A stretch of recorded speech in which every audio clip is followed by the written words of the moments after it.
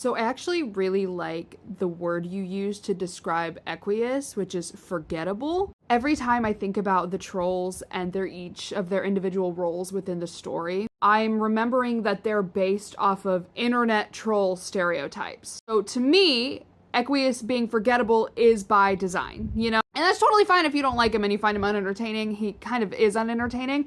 He's a lurker, right? You've been on forums, you've been in Discord chats, you've been in chat rooms. He is a lurker. That's like the point. He's supposed to be forgettable. He occasionally pops in with a weird comment that nobody fucking asked for. But that's like the basis of his character. I think him also being forgettable, which I 100% agree, he is forgettable. He's the heir of Void. And by him being around on the Meteor when the trolls are hiding post their endgame, makes it so they're obscured from the forces that be who are looking for them. He's supposed to be forgettable. And I think that's cool. I've thought about Aridin, however, a lot of that is about the alt-right pipeline, and I don't think TikTok would enjoy me talking about. And by TikTok, I mean like the powers at TikTok, you know what I'm saying? But yeah, I think forgettable is exactly what Equius is. So this is my Aridin take, and I am going to talk about the alt-right pipeline and how it destroys people. Please, Lord God, do not let the wrong audience find this video. I swear to God, I will delete my whole account. Okay, anyway. So I don't know the exact stereotype that fits Aridin that I think is right. Maybe someone who was more active on the internet in 2009 has a better idea, but to me, Aridin is the devil's advocate World War II history guy who doesn't understand that privilege does not mean lack of hardship. This coupled with the fact he's 13 in a society that not only glorifies violence, but glorifies violence for people of his status, that's a lot of fucking pressure on a kid. You know what I mean? A kid who already doesn't fit the Sea Dweller's mold because he doesn't live underwater. His hive is an abandoned ship above water. So to me, he becomes obsessed with embodying the Violet Blood general to the point where it actively shreds his personal relationships. Like, Risk is having fun pretending to be Spinneret, pretending to be her ancestor. For Aridin, it is like a compulsion. He needs to be Dual Scar. And to me, that reads as like he's looking for meaning and purpose because he doesn't understand why life is still difficult for him, why he's still feeling the feelings that all 13-year-olds feel. So he's trying to like find the mold that'll make him feel better. And in trying to push his friends into predetermined roles based on their societal structure, based on the history of his ancestor, the history he's read in his World War II history books, he actively pushes all of his friends away from him at all times. Aridin is someone who sees help as weakness. We literally watch him kill angels, even when it's hard. Like, he's not supposed to be doing that. The only person he like really reaches out for help to is Karkat. And I think Karkat, being a mutant who hides his status, does a lot in the way that Aridin can feel comfortable talking to him about his problems. And this is getting long, so I'm gonna wrap this. I always remember that all of the stuff he does that is like kind of terrible, he genuinely believes he's doing a mercy. He is so scared of Jack Noir that he's saying, I'm gonna be the one to kill all my friends because when he gets a hold of us, it's going to be so much worse. Him wanting to kill all the land dwellers is because he's sick of them polluting the ocean, where he and his best friend, his Moirail, live. Do I think he's right? No, of course I don't. But he's also 13 and his brain hasn't fully formed yet and he can't understand nuance. Okay, this is long, bye. Feferi take, a lot of this is paraphrased from my girlfriend who's been obsessed with Feferi since, I don't know, like 2014. But we've had many a conversation about her. Anyways, Feferi has a role that is very well defined for her. She is the single fuchsia blood on a planet full of trolls. She has a status that actively exists above everyone else and singles her out by design. Culturally, there is no one like her who will ever understand her life and what it looks like. So to me, like, of course, she's gonna get really into her friends and really try to find community where she can, right? And like, think about it. I could imagine there are tons of trolls who want nothing to do with the heiress. I mean, we see in Friend Sim, like, how serious the caste system is. If you're on the lower rungs of that ladder, you can literally be cold for anything if you even look at someone wrong. So I can't imagine the number of people who want to hang out with her is high in the first place. So she has her group of friends that she genuinely loves, who exist under a system that actively benefits her while actively harming them. But while she's safe, quote unquote, inside her cage, she's still trapped in a cage. And from within that cage, she has the responsibility to single-handedly keep every single person on that planet alive. Like, yes, she does enlist Eridan's help to feed her Lucis. But if she slacks off just even once, she could say goodbye to Aradia, and then Tavros, and then, God forbid, Solix. So much pressure on a 13-year-old. And then at the end of that, to thank her for all of that work, the condescension is going to kill her. She is serving a purpose, but as soon as she comes of age, it's over. So I can imagine for her, Scrub was a dream come true. Like, yeah, there's a bunch of bullshit happening 24/7 and everything kind of sucks a little bit. But even after they find out their game is glitched, she's still positive and happy. That must be so freeing for her. Like, I'm pretty sure she even says, like, she's sad that her Lucis dies, but it's really freeing. I don't know. She spent her entire life being forced into a corner to play the roles that were decided for her. And then as she's getting to the point where she has the freedom to really explore herself and what she cares about and who she wants to be, she dies. The consolation is she then creates the dream bubbles, which I think is so cute of her. I don't know. I didn't really have an opinion on Feferi until my girlfriend sat down and explained some of this to me. And then I was like, oh my God, she's tough as nails. Okay, bye. I don't know if this comment was bait to get me to talk about Nepeta, but I was gonna do that anyway, so welcome to my dungeon. We're out of the bedroom, we've upgraded. And like, yes, you are right, she is pretty one note, and you know, that's just part of the we cannot have a cast of 24 characters thing. But I do also think she's very interesting, you know? So obviously she's meant to represent furries, which we're big fans of over here. But something about her that I find really interesting is she hunts for her own food, like physically herself. And another thing that I think is really interesting, she's meant to represent furries, and also she hunts for her own food and lives a very exciting life of danger. Like, my girl literally lives in a cave, but is also one of the nicest people in the Homestuck cast. That's a commentary. That is a choice, and I 100% respect it. No joke, furries are the backbone of the fandom community. I respect the hell out of them. But where I think Nepeta really shines is her relationship with Equius. And there have been analyses up and down about whether or not their Moira allegiance was healthy, but she was so fully committed and locked into that relationship, it literally cost her her life. She loved Equius as far as, you know, Moira allegiance love goes. That being said, I fully believe that genuine care to the point of, like, putting herself in danger would be given to any of her friends. And that's a quality that's often overlooked in female characters because, you know. But I genuinely think that the indirect characterization of Nepeta is chef's kiss. Because she's sweet and silly and undeniably adorable. But she's also tough as nails, dude. She doesn't let Equius push her around, which is saying a lot because Equius is a pushy motherfucker. She actively walks away from situations that are emotionally harmful to her. Her crush on Karkat is her being able to see that all of his, like, anger is a front and that he's actually a very sensitive, considerate person. I don't know, she loves her friends and would do anything for them. She cares deeply about the people around her. And she does all of that while being 100% her genuine self, which is so hard to do. And, you know, maybe she doesn't have a full finished arc, but I genuinely think, like, most of the Homestuck characters, she is a complex, full being. But yeah, we love Nepeta, we love furries. Bye. I actually have nothing to say about Kanaya because I cannot stand her. This is obviously a joke. She's the love of my life and she has been since I was like 14. So from the second we're introduced to Kanaya's character, we are told over and over and over again how unlike other trolls she is. She likes being outside. She cares about fashion. I'm pretty sure we're told very early on that she is the only Jade blood allowed outside of the caverns. And she's only allowed that privilege because it's her job to take care of the mother grub and protect the matriorb.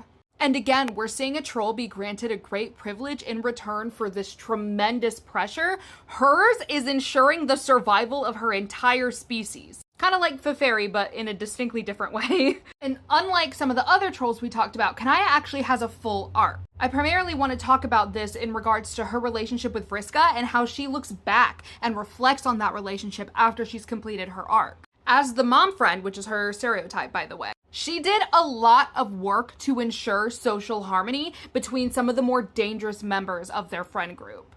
She does this at the detriment to herself and her wishes. She is obsessed with Vriska. She wants to be her mate's Brit so bad, but she has been pale zoned, okay? Despite that, she is foregoing her own wishes and actively enables Vriska to do what she does to Tavros and the rest of their friends. She breaks her own heart in doing this. And we actually see that, expanded upon when she has her conversation with Karkat after everyone has died. She literally tells him that it's her fault Vriska got to this point, because if she would have done a better job as a Moirail and not enabled Vriska in her, red enamorment for her, she could have stopped Vriska from violence and stopped all their friends from getting hurt. But we see her learn her lesson, right? She does not enable anyone ever again for the rest of the comic. Rose is actively harming herself with her substance use disorder. Kanaya does not fuck with it. She is very patient in helping her, but at no point is she enabling Rose at all. She's like, we need to figure this out. After Aridin destroys the Matriorb, she nips that shit in the bud. She says, never fucking again, brother. Gamzee, she has no patience for him. The clown better run, because Chainsaw starts revving the second she hears him around. She fucked around, she found out, and now she has a mission. But she's still doing that, still holding herself to that stark, firm decisiveness, while being actively caring and compassionate to her loved ones. I think Kanaya is an incredibly strong character, both in characterization and her character itself. There's so much more to say about her, but this is already hitting 3 minutes, so thanks, bye. This is my second go at a Gamzee take because he's hard to distill, but he is a juggalo. He is the ICP kid stereotype, right? And with him, Hussey is playing on the idea that juggalos are a religion, and being a fan of ICP and going to their gatherings and all that stuff is a religion, right? This is the most obvious deconstruction of Gamzee there is. But I want to push it a step further.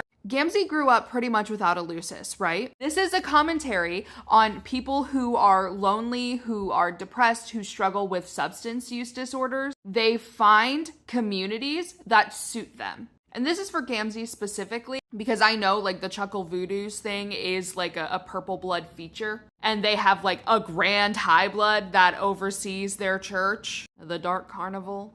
But for Gamzee, he copes with this crushing loneliness via substance use, his soper, and an almost childlike wonder for the quote unquote miracles of the world. Things just happen because the world loves you. That's basically what he believes in. Which is why when Dave throws the fucking magnets how do they work video in his face, this shatters the illusion of innocence in such a complete way that his brain breaks. And he finds the whole thing so ridiculous that it leads him to believe that he made up the mirthful Messiah as the Dark Carnival, his whole religion, his whole worldview. Which then follows him to believe if he made up God, he must be God.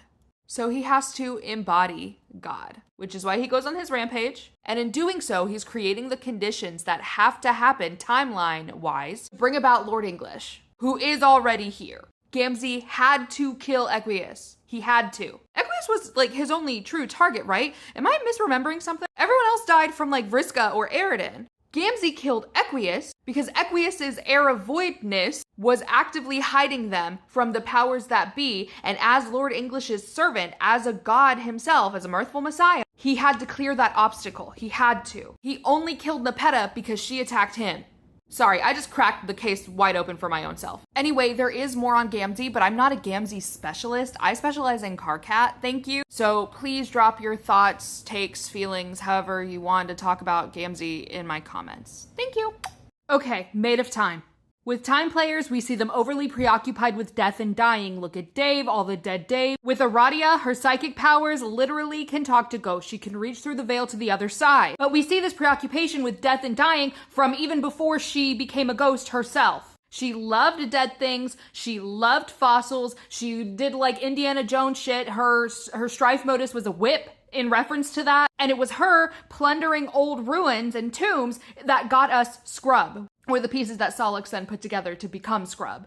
Her entire life is her using death, dying, and transformation, which is another time player thing, to build the blocks of stable time loops And she herself puts her mind and body on the line for that shit. It's part of her maid class. Maid is like the servant class. They either serve their aspect or serve using their aspect. Funny how she's the lowest in the caste system and she's in the servant class. Was that a choice? Anyway, the thing I genuinely love about Aradia, her stereotype is the weird kid who's overly preoccupied with dead things. Or something like that. These characters that are more like truly fleshed out are a little bit harder to put in a box like that, but you get it. When we meet her at the beginning of the comic, she's already dead. We did not learn about the circumstances that brought that about until way later. But we do get flavor text from everyone telling her or talking about her saying before she died, she was fun and like silly and excited and like a lot easier to be around. And since dying, she's become very hollow. We see her become very preoccupied with the concept of inevitability. She knows they're going to play the game. She knows the order in which they're going to play it. Is this perhaps a nod to death itself being outside of the confines of time and linear time progression? Who knows? But she's become very resigned to her fate, to being dead, to all of the things that have happened to her without her input. And as a Burgundy at the bottom end of the hemo spectrum, I'm sure she's had to become very comfortable with inevitability of things happening to her without much input from her herself. Which is why when Equius gifts her her robot body and she realizes that he has put in programming to make her attracted to him, she rips the heart out of her chest. And you know what? I fully support her, right? All of these shenanigans are moving around her. And as a time player, she just has to kind of deal with inevitability. So part of her arc is her taking back that agency, learning how to lean back into the weird dead stuff, her corpse party. Again, Aradia is one of those characters that there's so much to say about her, but her story's so intertwined with like Homestuck as a whole that it's really hard to distill all the pieces down, and this is getting pretty long. But I'm sure we'll revisit her in the future. Thanks, bye. Vriska. So the thing we have to remember about Vriska is her entire life has been fight or flight, do or die, right? She has had to feed other trolls to her Lucis to keep her Lucis from eating her. I can imagine that gives you pretty twisted ideals of empathy. So the way Vriska thinks is everything she has become, she has paid through the nose to make that happen. She finds strength in suffering. We even see that through her god tier, Thief of Light. She steals her own luck to then give herself better odds in the future when she will need it more. And this is a pretty concrete example of how she views herself, her growth, and her life. So to her, in order to make her friends better people, stronger people, which to her strength is imperative for survival, she has to make them suffer. You know, obviously, that's wild. But to her, which we actually see she can be very insecure, she's doing them a favor. We see this with what she does to Tavros. When she threw him off the cliff, she was trying to kill him. The fact that he survived meant that he was strong enough to, which then made her think there was potential within him that she just had to keep pushing to get to. And she found purpose in being the person making him suffer to then force him to fulfill his own potential. That is her the entire fucking comic. Those are her motivations. She takes pride in being the catalyst for those that she cares about to become the best, strongest, in her eyes, strongest is best, version of themselves. I genuinely think she's aware that the thing she's doing to her friends is pretty, like, heinous. But to her, it's all in the purpose of serving a greater good. She's the thief of light, right? She is intimately aware of the fact that every step you take is to ensure your own survival later on. So short-term pain will always equal long-term gain. That's what she thinks anyway. Something about the more she got used to killing other trolls to feed to her Lucid, the easier it was to do. Also, Thief of Light, she literally steals the knowledge from Doc Scratch's cue ball using her Vision 7-fold or whatever. I think that's just like a little tidbit that I think is so cool.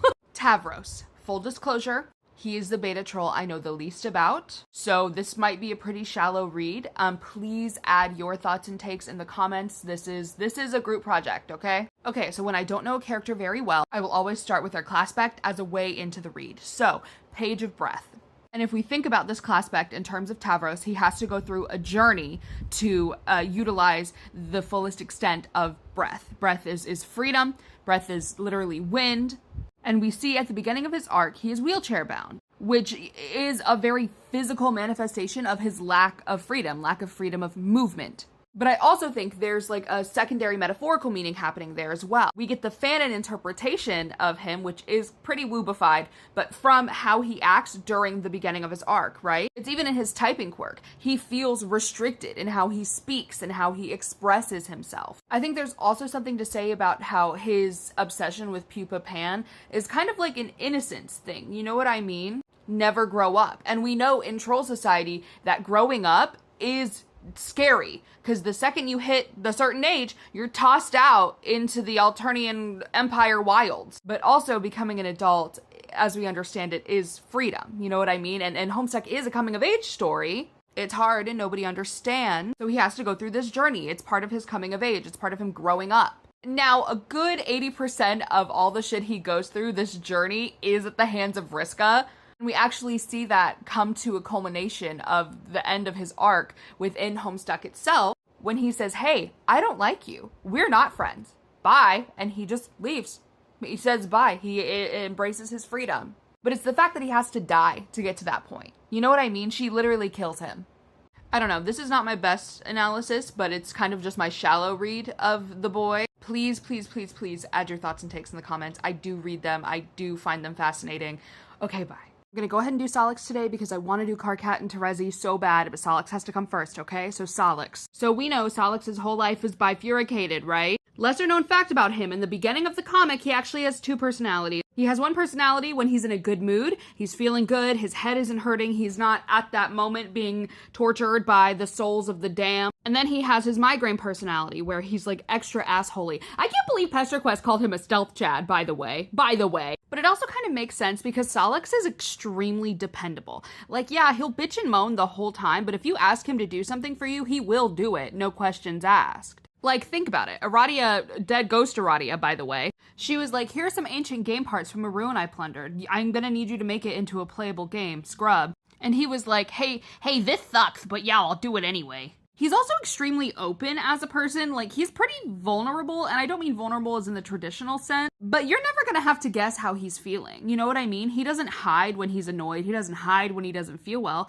but he also doesn't hide when he's feeling good. Stealth Chad, Feferi said, wow, you just do whatever you want? That's crazy. I think it's his honesty that actually really draws people to him. Oh, and also he has a secondary personality after Karkat bonks him and he goes blind. Suddenly, he's a lot chiller. Like, yeah, he's still just kind of an asshole, but that's just how he is. He's so much calmer when the voices of the damned aren't hitting him in the face every 30 seconds. You know what I mean? He chills way the fuck out. And I don't know if that's a reference to him having, like, a character arc that is, like, split directly in the middle. Do you guys think Solix has two character arcs? No, he has one character arc. There's literally so many hidden doubles all throughout his arc, his story, his whole thing. Like, he actually has two typing quirks. They're just really similar. So I'm always like, wait, is that a reflection because it's a double and it's two? Anyway, his stereotype is like a shut-in coding nerd that you find online all the time. And like, he has a really ornery personality, but he's actually kind of a decent guy. He just uses like assholey humor and sarcasm to deflect like his own insecurity and self-doubt. And then when you dig underneath there, Chad. Stealth Chad. Terezi. I had to stand up for this one, okay? Terezi is stuck in a never-ending cycle of doing the things that she doesn't want to do, but she knows she's the only one who can.